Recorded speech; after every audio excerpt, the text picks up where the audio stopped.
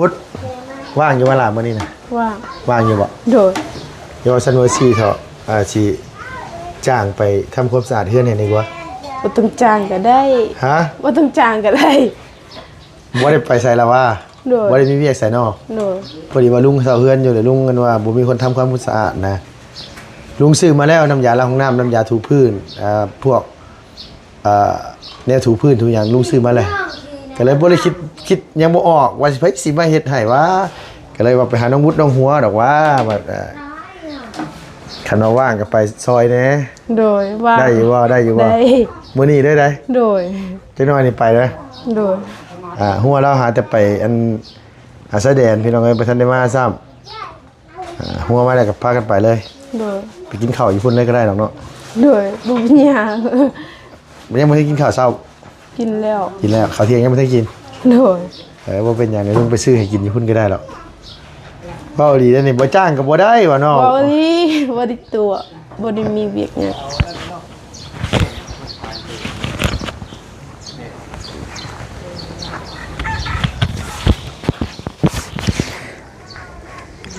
ฮัลโหลเสกไม้เบิ่งก่อนพี่น้องเนาะไม้ก็กดโทรศัพท์บาทได้บาทบ่ได้พี่น้องเอ้ยบาทติดบาทบ่ติดเสกเบิ่งก่อนคันบ่ได้ยินก็ขอโทษขออภัยหลายๆพี่น้องเนาะโอ้ยโทรศัพท์กดมันบ่ค่อยดีปานใดพี่น้องเอ้ยเนาะเอามื้อนี้ก็เปิดคลิปมาพบมาพ้อกันอยู่บ้านแก่งทองเมืองเซโปนแขวงสอนเขตนะพี่เนาะกับทักทายสบายดีเด้อพ่อแม่พี่น้องเบิดสุขุสุคนนะพี่เนาะพอดีว่ามื้อเช้านี่ก็ตื่นนอนมาก็แล่นไปหาหม่องพักหม่องเช้าหาเช้าบ้านเช้าซองเนาะพี่เนาะไปได้เลยละหม่องบ้านเช้าก็ได้แต่ว่ายังบ่มีคนทำความสะอาดพอดีว่ามันบ่มีคนเฮ็ดความสะอาดก็เลยว่าสีนี่แหละพี่น้องเนาะมาหาต่างจ้างว่าสิให้น้องบุตรกับน้องหัวไปทำความสะอาดบ้านมองเศร้าเพิ่นแหละพี่น้องเอ้ยเนาะเพิ่นว่าบ้านหลังนึงพี่น้องเอ้ยก็ใหญ่เติบอยู่กว้างเติบเนาะพี่เนาะ2 ห้องนอนเพิ่นคิดเดือนละ2 ล้านลุงก็คิดว่าคันเดือนละ2 ล้านมันก็พออยู่พี่น้องมันก็สิบ่เปลืองบ่ได้บ่แพงปานใดมีแต่ว่าที่เหลือเฮาก็เฮ็ดความสะอาดเอาบริบัติเอาเฮาอยู่เฮาเซาเองเนาะพี่เนาะเอาง่ายเฮ็ด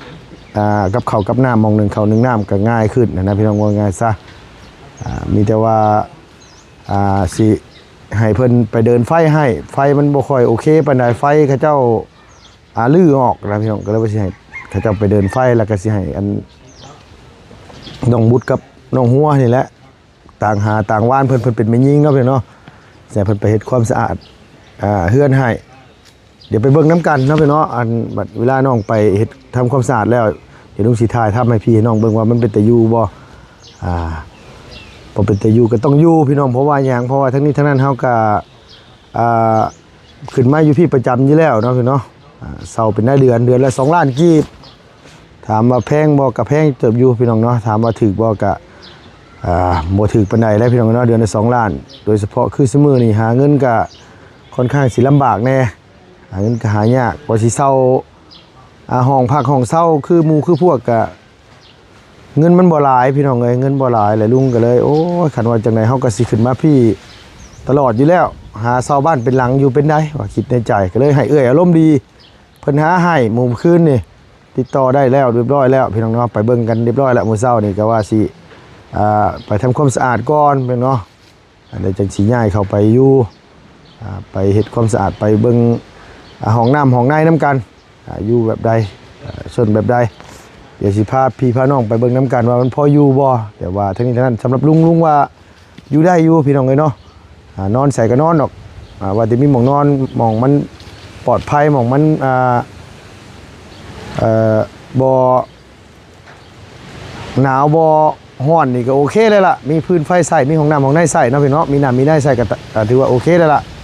มีแต่ว่าสิให้น้องเพิ่นละไปทำความสะอาดจำเพิ่นว่างหั้นนะสิจ้างไปดอกบ่ได้หาซื้อดอกพี่น้องเนาะจากน้องบุตรกับน้องหัวแหละไปพี่น้องเอ้ยมีแต่ว่าเข้าไปหาน้องเพิ่นก่อนลมแห้งอีหลีมื้อนี้ก็ได้ลมแห้งเนาะพี่น้องเนาะโดย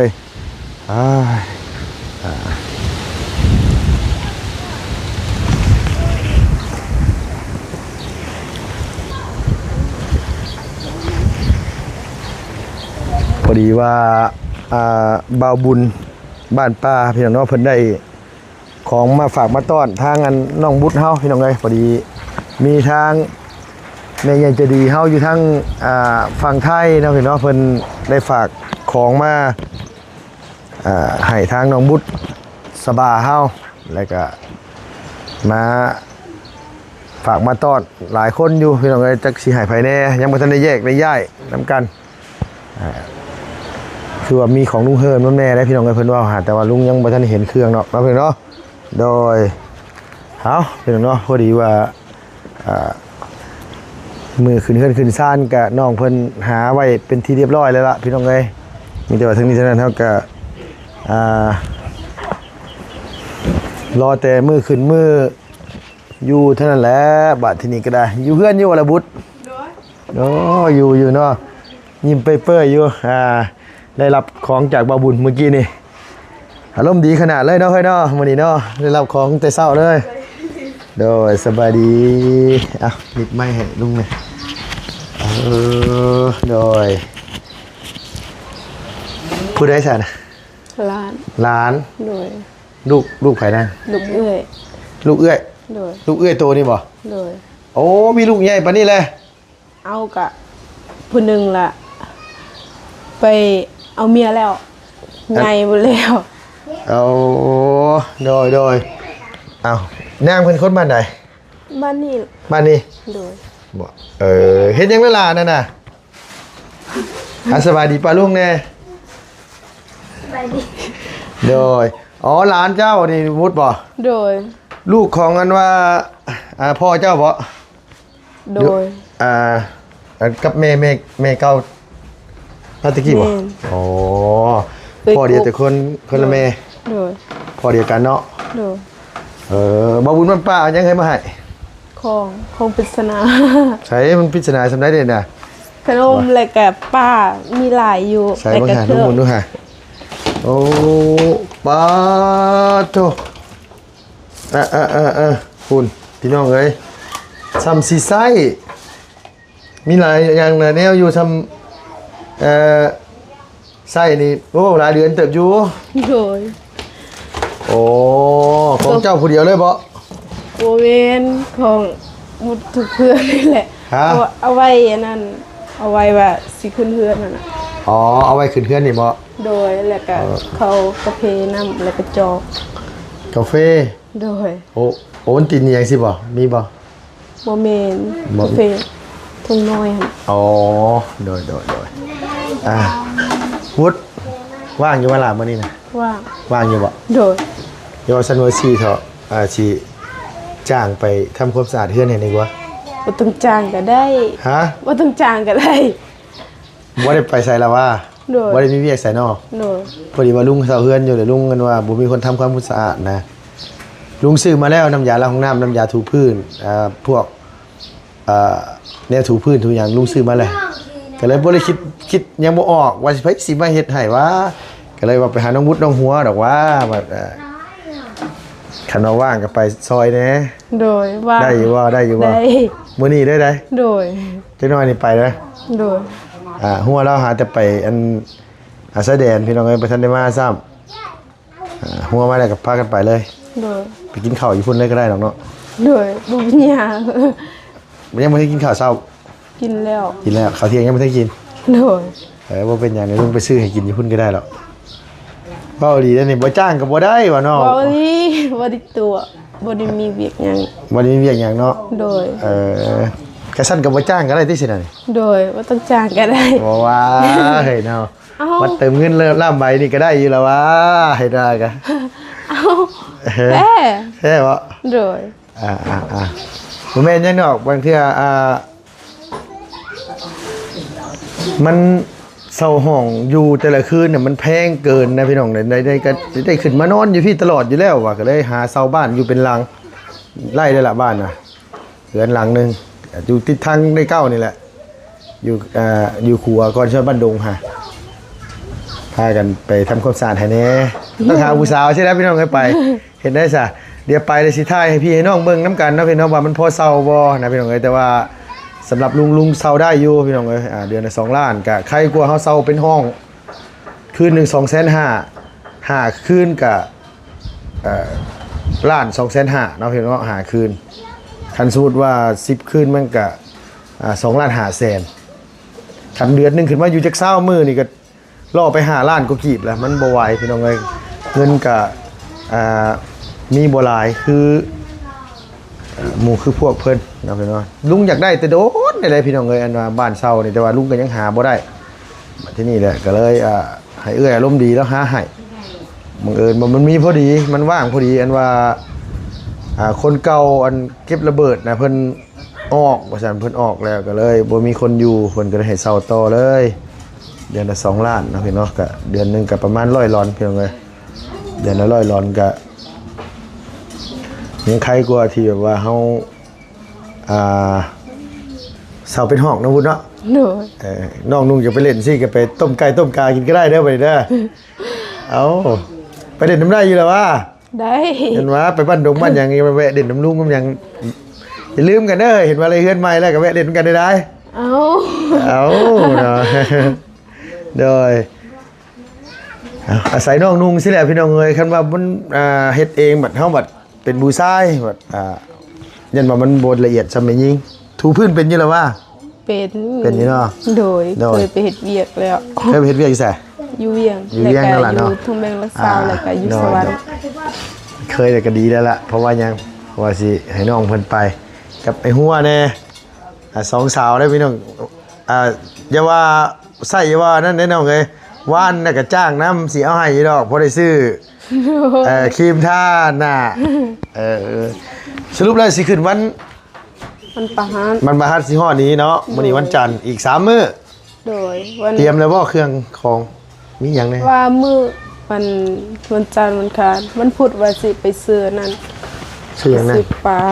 ซื้อปลา โดย ปลานิ่นนี่บ่ โดยเราเพิ่งไทยมือนั้นน่ะ2 ล้าน เอาแต่ปลาอย่างเดียวก็ได้มั้งเนาะ โดย ดูนี่ได้เอาอย่างนี้มีไก่บ่ไก่ผูกแขนมีอยู่บ่ บ่ได้ผูกแขนถือศาสนานั้น อ๋อเพื่อนตัวบ้านตัวอันตัวถือศาสนาคริสต์บ่ โดย อ๋อเพื่อนตัวถือศาสนาคริสต์เนาะ โดย อ๋อ บ่ได้เอาลายก็ได้แค่ลิ้นบนซื่อ โดยว่าง่ายก็คือบ่ต้องหยังหลาย ๆโดย ขึ้นพอได้นอนแล้วก็แล้วนั่นล่ะเนาะ โดย มีเลยว่าที่นอน อยากมีแต่ผ้าห่ม มีแต่ผ้าห่มสวัสดีเด้อพ่อเด้อโดยอ๋ออยู่เฮือนพ่อนี่มันผูกแขนบ่ได้เนาะศาสนาคริสต์เนาะว่าไงผูกขึ้นเฮือนธรรมดากินมวนธรรมดาเนาะผู้ว่าขึ้นแล้วก็แล้วก็แล้วนะพ่อเนาะ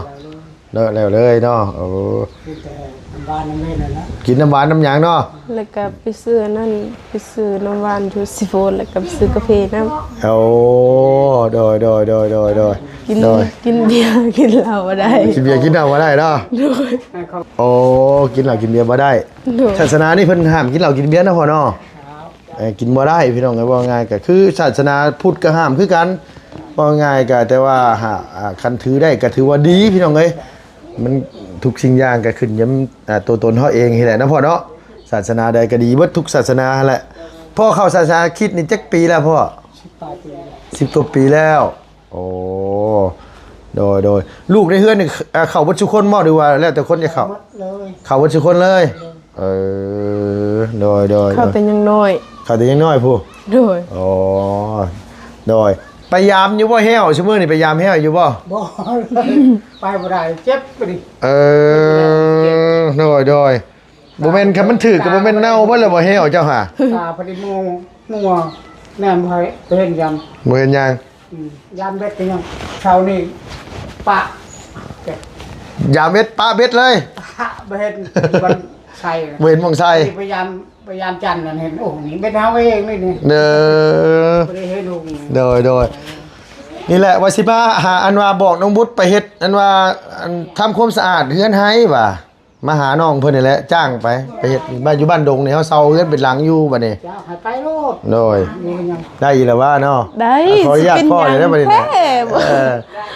โอ้ดีเด้มันมีคนเฮ็ดให้ลูกแม่นี่น่ะจักไผสิอยู่นำแน่พี่น้องเอ้ยตอนนี้ก็ยังบ่ฮู้ว่ามีไผอยู่นำว่าสิชวนมาบุญวันป้าและอยู่นำก็ได้เพิ่นสิอยู่นำก็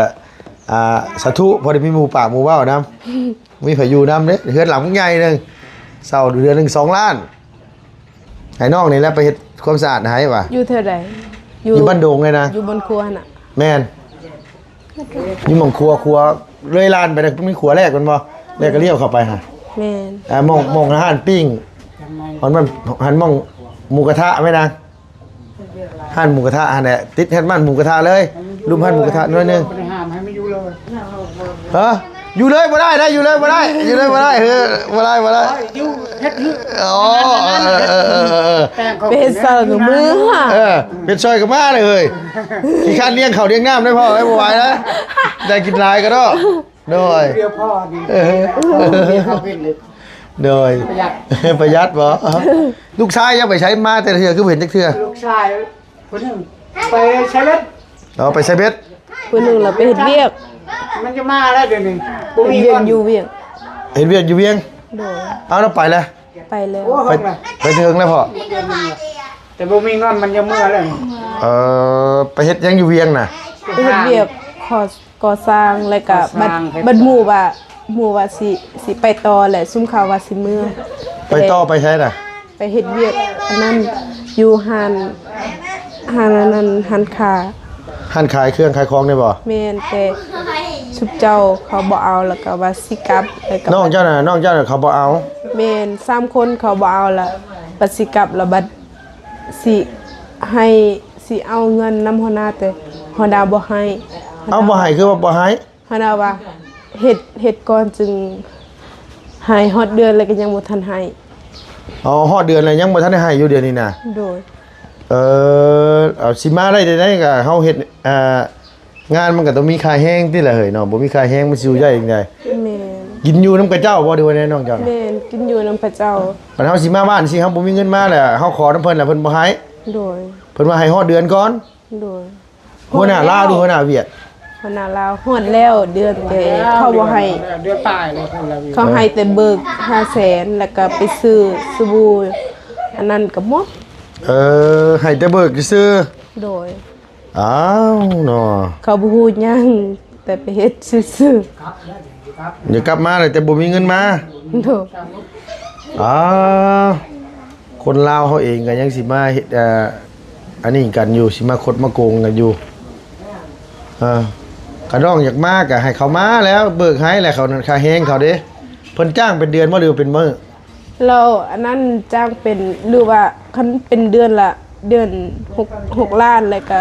บ่ได้เฮ็ดเป็นเดือนละอันนั้น4ล้าน เออ เขาให้เป็นมื้อ ให้เป็นมื้อเอา โดยทีนึงเอาทีนึงแต่เขาบ่ให้เงิน เขาให้แต่เบิก500,000นั่นน่ะ ให้เบิกเท่า500,000หั่น โดย ที่เหลือเฮ็ดนั่นอันได้หลายมื้อเป็นเดือนนี่ยังบ่ทันได้ยังอยู่เงินน่ะ บ่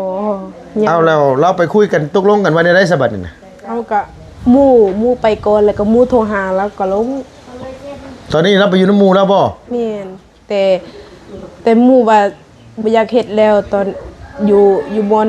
บนเขาเฮ็ดนั่นน่ะล่ะหมู่ว่าสิไปเฮ็ดหม่อนอื่นแล้วก็ซุมเขาว่าสิเมื่อ ว่าสิมาพี่เนาะ แม่ ว่าสิมาบ้าน แม่ อามากับนายจ้างเขา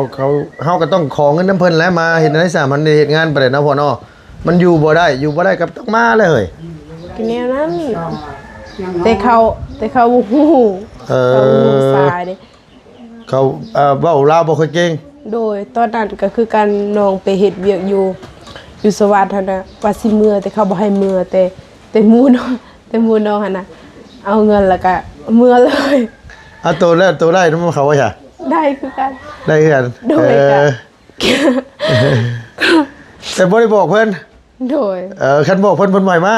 โดย เว้าง่ายว่ารับเงินแหละกับพากันหนีเลย โดยตอนอยู่ทางแบงค์รักษาน่ะเขาบ่ให้เมื่อเขาก็บ่ให้เมื่อ ถ้าคนมาก่อนจึงให้เมื่อ จังไห้มื้อ โดยประมาณ12 โมงหั่นน่ะปีนกำแพงเมื่อเลย เออเลยมีที่เคยแบบนั้นก็ได้อ๋อเพิ่นย่านบ่มีคนเฮ็ดเวียกให้เพิ่น แม่น ต้องหาคนมาแทนก่อนแล้วจังมื้อได้ แม่นตอนอยู่ทางแบนรักษาน่ะเขาบ่แม่นเขาเฮ็ดอันนั้นเวียกแล้วก็อันนั้นอยู่ในโรงงานหั่นน่ะเฮ็ดอันนั้นหลายชนิด เฮ็ดหลายอย่าง โดยบ่ได้กินข้าวเลย กินแต่6 โมงตื่นแต่6 โมงละ8 โมงกินข้าวละประมาณ5 โมงกินตอนเที่ยง ตอนแรง ตอนเที่ยง โอ้มื้อละ2เทื่อ แม่น เออโดยว่าไงก็ลำบากขนาดว่าไงซะเนาะมีแต่ว่าคันบ่ได้มีหยังกับพากันออกไปเลยนะคันวันเนาะ โดย เดี๋ยวลุงสิไปเฮือนหัวก่อน อืม เดี๋ยวโตจะโตไปสู่เฮือนหัวเด้อ โดยจังไดสิไปเฮือนน้องหัวถ้าน้องหัวเมื่อก่อนจึงไป โอเคมีแต่ว่าลุงไปหาน้องหัวก่อนบ่รู้ว่าเพิ่นอยู่บ่พี่น้องเอ้ยคือว่าเมื่อกี้นี่ว่าอยู่แสดงว่าซั่นว่ามีเรื่องเว้ากับเพิ่นนั่นแหละแต่เพิ่นไป เราไป แสดง อันนั้นไป เอาบัตร แม่น บัตร อา ATM แม่นถ้าน้องหัวเมื่อก่อนจึงไป โดยโอเคสนะเอาโอเคสบายดีเด้อเด้อโดย ทีบ่กินข้าว เอา กั ไม่ น เนี่ย บ่ ฮะ บ่กินข้าวกันบ่ มีหยังกินอ่ะ ลุงสิกินแบบทอดปลา ดอบ่หยอกกันสิหาไปเฮ็ดนั่นเฮ็ดความสะอาดเฮือนให้อยู่สิไปซื้อกินให้กินอยู่หุ่นอยู่นี่ไปกินอยู่หุ่นแหละเมื่อเด้อเฉพาะเด้อโดยสบายดีเด้อสิให้น้องวุฒิไปเฮ็ดความสะอาดบ้านให้ก่อนพี่น้องเอ้ยเพราะว่าเช่าบ้านมาแล้วบ่มีคนทำความสะอาดเนาะเฮาก็อยากให้น้องให้นุ่งไปซอยนี่แหละพี่น้องเอ้ยเนาะเฮ็ดจังได๋มันเช่าห้องเช่าหออยู่มันก็บ่ไหวพี่น้องเนาะมันบ่ไหวก็สิเช่าเฮือนเช่าซ่านอยู่เป็นเดือนเอาบัดที่นี่ก็ได้เที่ยวมากะเฮานึงมากะตอนเช้าตอนแรงมากก็บ่ได้อุกใจเรื่องจ่ายเข้าห้องเข้าหอบ่ได้อันว่าลำบากเรื่องหมองอยู่หมองเศร้าเฮาจ่ายแต่ละเดือนไปก็วิทย์แล้วก็แล้วเนาะพี่เนาะเอามีแต่ว่าขอบคุณหลายๆพี่น้องเข้ามาเบิ่งมาชมเนาะพี่น้องเนาะพี่น้องหลายคู่หลายคนก็โอ้ยลุงเฮิมผิดกันกับลูกกับเมียหรือบ่ว่าซั่นว่าแยกกันอยู่เนาะพี่เนาะมันอยู่เฮือนอยู่ซ่านแหละมันก็บ่มีเงินมีทองมันบ่มีหม่องเฮ็ดหม่องหาเดี๋ยวเลยขึ้นมาพี่ก็ถ่ายคลิปถ่ายอันนี้ไปหาซอยพี่ซอยน้องไปพออยู่ไปเนาะพี่เนาะบ้านเฮาเด็กน้อยเก็บ10เก็บ5ไปพี่น้องเอ้ยจังได๋ก็ตามแต่ขอบคุญขอบมุขขอบใจพ่ออีแม่อ้ายเอ้ยน้องเนาะพี่น้องเนาะน้าบ่าวน้าสาวที่เข้ามาเป็นกำลังแรงใจเข้ามาติดตามและรับชมขอบคุณหลายๆพี่น้องอยู่ดีมีแห้งเด้อพี่น้องเด้อสำหรับคลิปนี้ไปแล้วพี่น้องบ๊ายบายสบายดีพี่น้องเบิดสู่ขู่สู่คนเนาะพี่เนาะโดย